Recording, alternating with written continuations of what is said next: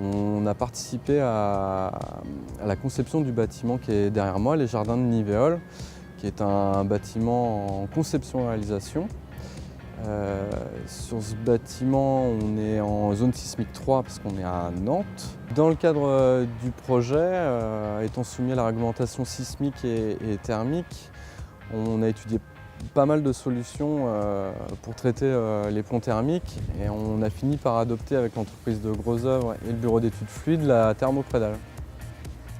Étant dans une région de sismicité 3, on a été obligé de réaliser une modélisation sismique du bâtiment.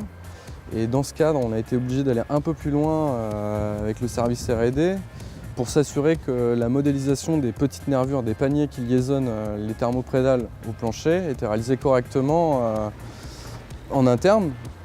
Du coup, une fois qu'on a réussi à se garantir, à la fois nous et le fournisseur de thermoprédales, qu'on modélisait correctement ces petites nervures, on a pu lancer la modélisation complète du bâtiment.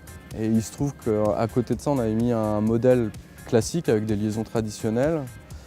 À l'arrivée, quand on a comparé les résultats de sortie des deux bâtiments, il y avait entre 3 et 5% d'écart sur les efforts sismiques, ce qui est assez faible finalement. Le comportement du bâtiment était relativement identique avec et sans thermoprédale.